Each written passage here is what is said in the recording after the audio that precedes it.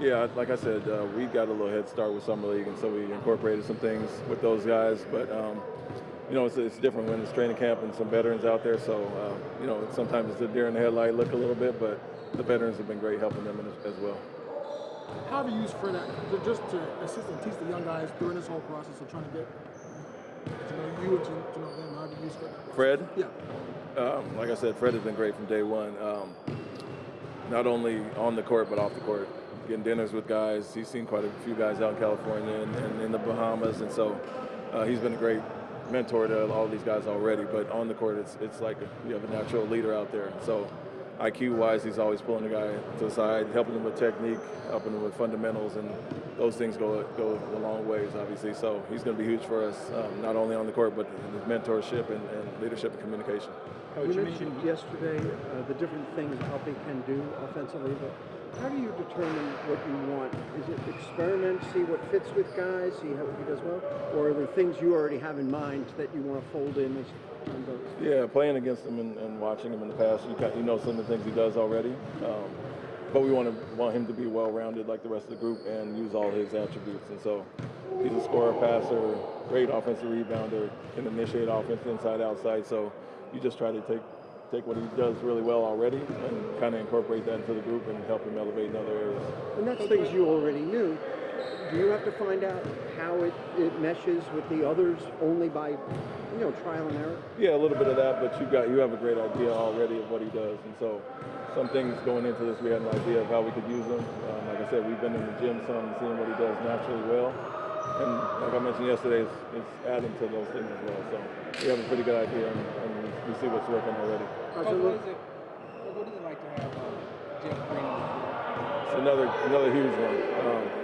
I coached Jeff in Brooklyn a few years ago, and it was a different capacity when he was out there with James Harden and Kevin Durant and Kyrie Irving and those guys, other veterans. He's more of the veteran guy here, and obviously had a great year last year winning a championship. So that experience, and just you see him in a different role here than I had him in Brooklyn. So he's been great, just like the rest of the guys, the rest of the veterans who've been around and done it for a long time. I kind of joke with him about being on 15 teams in the league and seeing a lot of things, so he can kind of incorporate things he's seen that went well and things that didn't. So he's just like, he fits into the mode with Dylan and Fred and those guys who are really communicative with the young guys. It's like having another assistant coach on the floor. Yeah, it should basically be that at this point. He's the one guy I played against before I retired, so he's been around for a minute. Coach, you mentioned yesterday that there was some terminology that might be different for the young guys, kind of from last year to this year, or from players who maybe played for different organizations. I was wondering if you could maybe give us some specific examples of how the terminology might be different for what you're teaching these guys versus what they're accustomed to previously. Different in the sense that it's just a different verbiage. It's a lot of the same actions that, you're not reinventing the wheel as far as that, but they know it is one thing, you call it a different thing. So simple as that. Is there anything specific you can share with us about that? I mean, a lot of guys call a zoom action, we call it, DHO backside. So it's offensive things as well as defensive. We kick guys out on a switch, 1 through 5 switch. We're switching some things. The big tries to roll our small down. We'll call it, let's kick that guy out. Other guys have a different call for it. So similar actions, just different verbiage, like I said.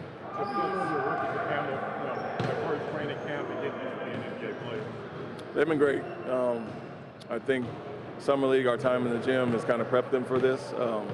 Although the intensity goes up and the level of competitiveness goes up when we have a full group here, they've kind of been around it for a minute now and done a great job. So I think us being in the gym, those guys being in shape, coming in ready, they've already kind of got their hands on the NBA a little bit, and so it's a little less of a transition for them. Coach Jay Sean is one of the oldest players that was here before you got here, and the rest of the veterans. Yeah. What have you seen from him these first 2 days as far as his crossing, his drive, his commitment, on both ends of the floor? Yeah, he's a huge piece, well-rounded, does a lot of things great. So he's a little bit of a Swiss Army knife as far as that, but he's another guy who has kind of been through the hard times. He's the one guy who was here for all the 3 years of struggle, and a guy that really is motivated to help improve the team. So you got the young guys and you got the vets, and he's kind of in the middle, but he's seen that, been there, done that with this group, and really wants to see us come out on the other side. Alpy said the other day that he sought to get a lot stronger in his legs, especially in hips, to defend him. Yeah. Are you seeing any of that? Is it too soon to know? Or how's he doing defensively, and how much is that because of physical improvements? Yeah, I can't tell you if it's a physical thing or just a mentality shift. Like I said yesterday, we're challenging guys to do more than they've done in the past and improve in certain areas. And so he's taking that to heart. You got guys holding him accountable on the court as well. So he's going to constantly hear from the coaching staff, from players, and whether it's a physical thing or just mentally challenging himself to get after it, he knows he has to improve in that area just as a bunch of our guys do. It sounds like that, as much as anything, determines his success this year. Not because we know what he can do offensively. Minutes might have to be determined on the other end.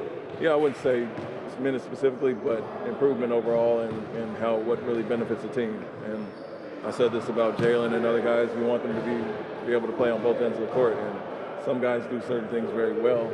And Alfie is a great offensive player, but if you're that smart and have that high of an IQ, you have to be able to figure it out on the defensive end. And so I've seen much lesser athletes and players do well on defense. So it's more IQ and being cerebral about that end.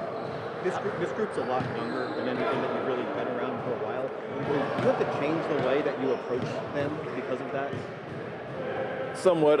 We kind of hit the ground running. I think we're not skipping any steps. We are taking it back to basic and fundamental, as if they don't know what we're trying to teach them. And to some extent, that's true coming in with a new group, but not really due to their age. I think regardless if you have a veteran group or a young group, we're coming in and trying to start with the fundamentals anyway. And so for our group, it's the same thing, but we have new guys as well. So I don't really lump it in or base it off their age, more so that we're trying to teach them new things, and it just falls into that. You have to be a little more patient? Yeah, with everything. Like I mentioned the Boston situation, it was no different as far as that. Regardless of success, you're coming in trying to change things as a coach, change the culture somewhat, and so that takes time regardless. And so you have to be patient with it. It's not going to happen overnight, and changing habits takes a little bit of time. Does this situation remind you at all of what you walked into in Boston? There are a lot of parallels, honestly, other than the age difference and the level of success they had before I got there, going to a few Eastern Conference Finals. Similarities as far as that, but I'd say my playing career as well helped me with this. I played with some young teams in Portland and Sacramento and have kind of gone through this, so I always have that in the back of my mind, how to go about it and what to try to avoid. I know you mentioned kind of going back to the basics and kind of building things up from there. You mentioned kind of switching things 1 through 5. Does that also apply to Alfie, or have you given some thought about how you want to deploy him with certain defensive coverages? We've done that with everybody to start. And like I said, we're kind of reverse engineering it, where we're switching everything now, knowing that won't be our coverage in all of the games. But for us, we want them to be extra aggressive defensively, and part of that reason is the switch. So when we kind of peel back, they're still aggressive and up and impacting the ball and doing things like that. So you're comfortable with Alfie switching? No, I'm not saying I'm comfortable with it, but we're all doing it, and it's only benefiting everybody because the majority of our guards and wings are going to do that. So when we get into schematics and different coverages, Alfie will be able to do both. I was going to ask you